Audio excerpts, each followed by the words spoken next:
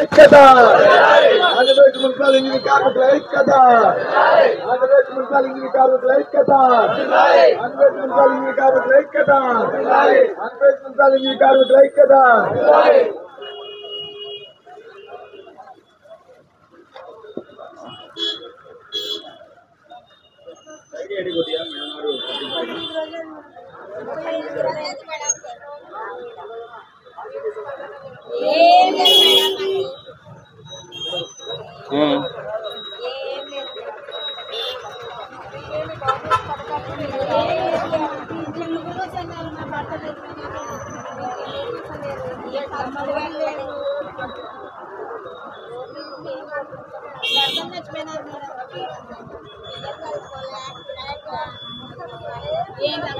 సరుకులు అన్ని ఉన్నాయి.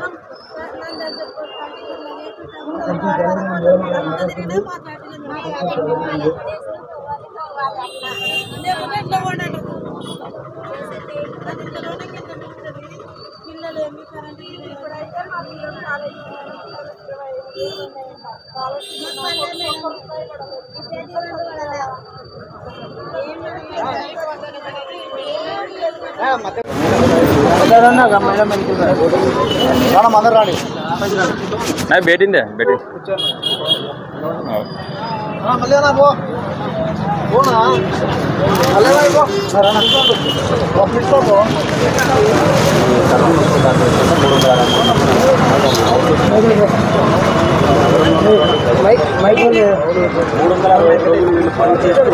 నీళ్లు కానీ కరెంటు కానీ అలాగే పార్కులు కానీ ఈ విధంగా అనేక రకాల అయితే వీళ్ళకు గత ప్రభుత్వం నుంచి ఏమైందంటే ఎన్నికల కార్మికులు మాత్రము 21,000 చేసినారు మేడం. అయితే గత ప్రభుత్వంలో మనం అయితే వాళ్ళు కేవలం హెల్త్ వర్క్ చేస్తారు కాబట్టి వాళ్ళకి 6,000 రూపాయలు ఎక్కాలని తర్వాత వాళ్ళకి జీతంగా మార్చారు. అదే జీతం మార్చుకోవాలి అని చెప్పేసి నేను గత ప్రభుత్వం 9 మంది ఐఏఎస్ అధికారులను చేశారు మన కమిటీ. వచ్చిన తర్వాత వాళ్ళు కాలయాపన చేసి అందులో ప్రభుత్వం మారాలి. మళ్ళీ ఈ ప్రభుత్వం వచ్చిన తర్వాత ఇటువంటి సరైన వచ్చే 15,000 రూపాయలు ఈ వచ్చే 13,000 రూపాయలతో ఈ బాకీలు కట్టుకోలేక కనీసం కరెంటు బిల్లులు చెల్లించలేని పరిస్థితి, పిల్లలు చదువుకోలేని పరిస్థితి, ఈ రకంగా చాలా ఆర్థికంగా కుంగిపోతున్నాం మేడం. పైపెచ్చు ఈ 13,000 జీతానికే ప్రభుత్వం ఇచ్చేటువంటి సంక్షేమ పథకాలను కూడా తొలగించేశాను. ఈ రకంగా ఆర్థికంగా కార్మికులను అనేది ఈ చాలా నిలదొక్కబడుతుంది. కాబట్టి మేమంతా సమ్మెలకు దిగి మా యొక్క డిమాండ్ ఏదైతే టెక్నికల్ వాళ్ళకు 29,200 రూపాయలు, నాన్ టెక్నికల్ వాళ్ళకు 24,500 రూపాయలు ఇవ్వాలని చెప్పేసి మేము ఆంధ్రప్రదేశ్ మున్సిపల్ వర్కర్స్ డిమాండ్ చేస్తున్నాము. దానికి మీరు మద్దతు ఇచ్చినందుకు మీకు ప్రత్యేకమైన ధన్యవాదాలు తెలియజేస్తున్నాను.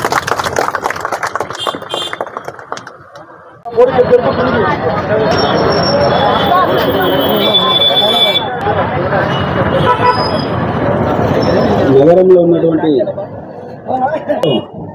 ప్రజల సేవల్లో పనిచేస్తున్నటువంటి మున్సిపల్ ఇంజనీర్ కార్మికుల యొక్క సమ్మెకు మద్దతుగా శ్రీమతి విజయ మనోహరి గారు మనకు మద్దతు ఇవ్వడం జరిగింది. కాబట్టి వారికి Andhra Pradesh municipal engineering workers union తరఫున గత 30 సంవత్సరాలుగా నగరంలో ఉన్నటువంటి ప్రజలందరికీ కూడా తాగునీరు, విద్యుత్, ఆహ్లాదకరమైనటువంటి వాతావరణాన్ని నెలకొల్పే విధంగా అనేక కార్యక్రమాల్లో కూడా పనులు చేస్తున్నటువంటి మున్సిపల్ ఇంజనీర్ కార్మికుల యొక్క కష్టాన్ని ప్రభుత్వం వెంటనే గుర్తించి వారికి తగిన వేతనం చెల్లించాలని చెప్పేసి ఈ సమ్మెముఖంగా మనం తెలియజేస్తున్నాం. అదేవిధంగా ప్రభుత్వం ఇస్తున్నటువంటి సంక్షేమ పథకాలను కూడా మేమందరం కార్మికులం కాబట్టి మాకు సంక్షేమ పథకాలను కూడా అమలు చేయాలని చెప్పేసి ఈ సమ్మెముఖంగా డిమాండ్ చేస్తున్నాము. అదేవిధంగా మేమందరం కూడా ప్రభుత్వ ఉద్యోగులతో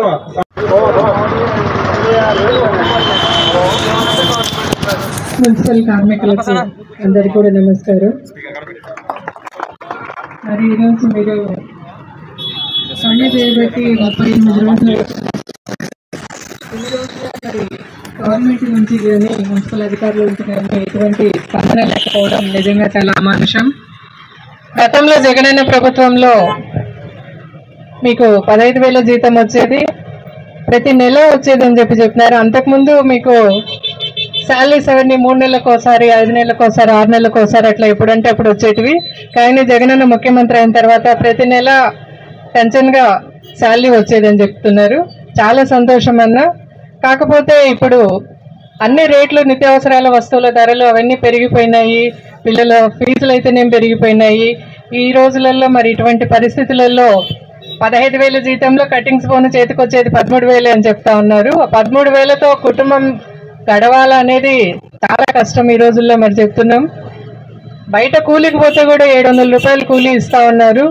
మీరు రాత్రనక పగలనక అంటే నైట్ ఎటువంటి సమయంలో అయినా సరే కరెంటు పోయినా మీరు ఆ టైంలో పోవాలా, కార్మికులు పోయి ఆ కరెంటు కష్టాలు తీర్చాలా. అట్లా ఎక్కడంటే అక్కడ నీళ్లు వర్షం పడి నీళ్లు ఆగిపోయినప్పుడు అక్కడ వాటర్ను మళ్ళీ దాని గురించి రెక్టిఫై చేయాలా.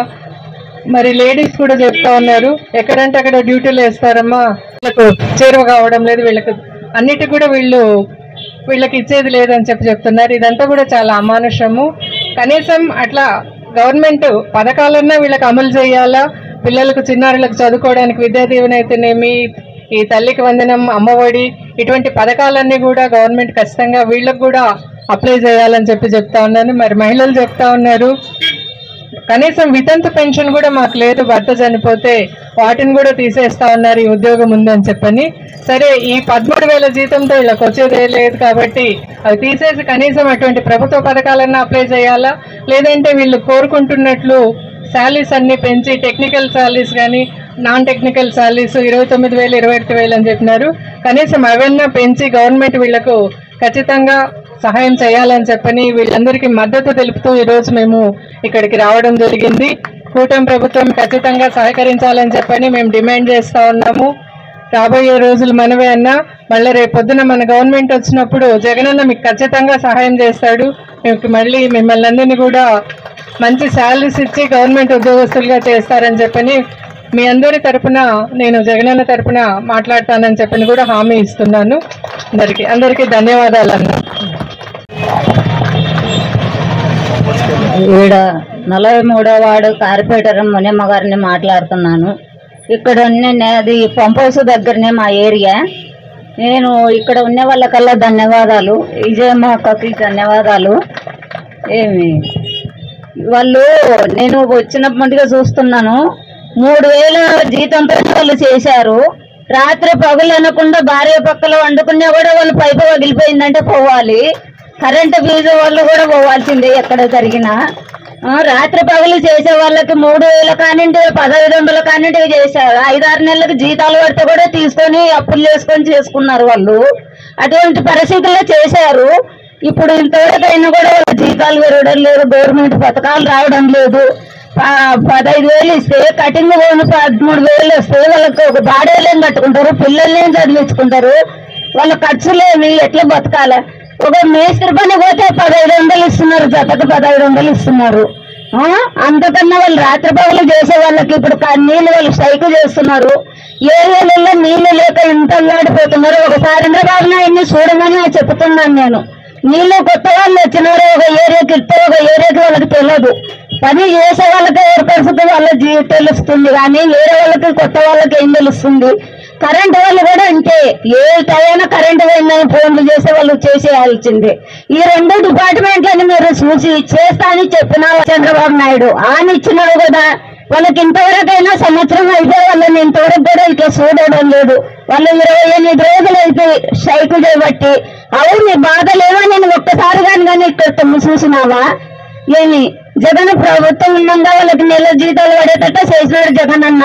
మళ్ళా కూడా జగన్ ప్రభుత్వం వస్తే వీళ్ళకి న్యాయం చేస్తాడని చెప్తున్నారు కాబట్టి జగన్ ప్రభుత్వం ఎప్పటికైనా చేస్తా అన్నాక చేస్తాడు. మీరు చేస్తా అనేది ఇంతవరకు అమల్లోకి రాలేదు. వాళ్ళకి వెళ్ళి ఇట్లా కూడా సమాన పనికి సమాన వేతనం, సమాన పనికి సమాన వేతనం, జీతాలు పెంచేంత వరకు, జీతాలు పెంచేంత వరకు, జీతాలు పెంచేంత వరకు 15 సంవత్సరాల సర్వీస్ ఉన్న కార్మికుని వెంటనే 15 సంవత్సరాల సర్వీస్ ఉన్న కార్మికుని వెంటనే 15 సంవత్సరాల సర్వీస్ ఉన్న కార్మికుని